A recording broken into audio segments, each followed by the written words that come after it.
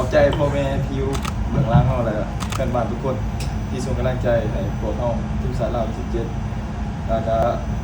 เกมในมื้อแรกก็ขอให้ทุกคนสู้เต็มที่เนาะเชื่อมั่นซึ่งกันและกันแล้วก็ช่วยกันทุกจังหวะแล้วก็พยายามฟังโค้ชแล้วก็สื่อสารกันหลายๆขึ้น ก็ให้เป็นบ้านเป็นเชื่อมั่นเนาะ ขอให้แฟนบ้านจงเชื่อมั่นพวกเฮาขอบใจ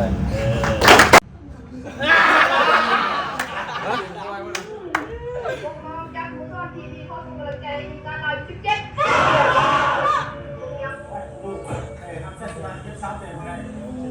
ว้าว17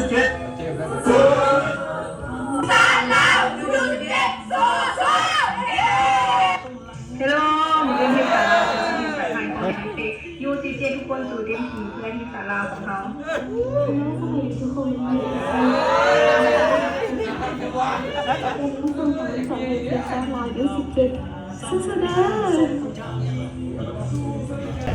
ก็อยากให้ทุกคนผู้ใดลงตัวจริงชั่วโมงมาและช่วยกัน ซึ่งมันบ่เป็นตามเป้าหมายเฮาก็อยากเอาไปเฮ็ดให้มันเต็มที่แล้วครับผมตรงนี้เอาเรื่องหัวสตั๊บ ให้ ต่อไป ไอ้น้องช่วยเหลือกันสามัคคีกัน แบบนั้น ตั้งใจ100%ด้วย โอเคขอบใจ ทุกคนเรา มาพอทุกอย่างความสามัคคีคือพลังอันแห่งกล้าที่จะนำพาเฮาไปสู่ชัยชนะ และความพยายามอยู่บอนใดความสำเร็จอยู่บอนนั้นลงไปลิ่นให้มวนแล้วญาติ3แต้มเพื่อเข้ารอบต่อไปทีมสันลาว27สู่ เค้กเนาะเพราะนั้นไม่ดีให้เชื่อมันว่าเขาเห็นได้แต่ในทางเดียว ส่งกำลังใจให้ทีมชาติลาวยู17สู้ๆเด้อ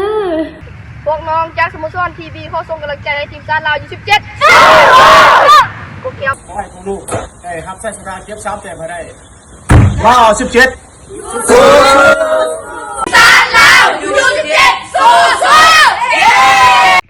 ฮัลโหลมืออื่นทีมสารลาวเจอกับทีมสาไทยขอให้นักเตะยู17ทุกคนสู่เต็มที่เพื่อทีมสารลาวของเฮา ฮัลโหลสบายดีทุกคน มื้ออื่นเฮามีนัดกันทีมชาติลาวพบกับทีมชาติไทย อย่าลืมส่งกำลังใจให้ทีมชาติลาวยู17สู้ๆเด้อ สบายดีกับพระเจ้าซื้อสำราญที่โตเป็นพอของกับเซมเป็นพอของสามท่านหรือเป็นมือแข่งขันนัดสุดท้ายในกลุ่มบีที่จะพบกับทีมสาไทยและนำพอขอสู่กำลังใจสารข้ามที่โตลงเงินตั้งใจเรียบเรียงนั่นแหละสู่สุดความสามารถและไว้พอดให้มีสิทธิ์เล่าทุกคนสู่สุดความสามารถนอนและตั้งใจเพื่อประเทศชาติเพื่อพ่อแม่ทุกคนที่ต้องการเป็นกำลังใจในเสียเนาะขอให้เก็บ3แต้มให้ได้ขอให้ทับใส่ชนะในครั้งนี้เนาะสาธุสวัสดีข้าพเจ้าและน้ำของพวกเรา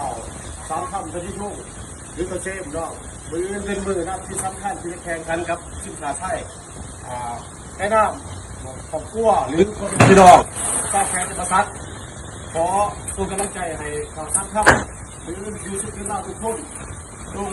สู่ยุทธศาสตร์เพื่อทีมชาติเล่าเพื่อสาวเล่าเข้าเลยเพื่อเข้าแข่งประสัตของเข้าขอให้ทุกลูกได้ครับใช้ชนะเก็บ3แต้มมาได้ว้าว17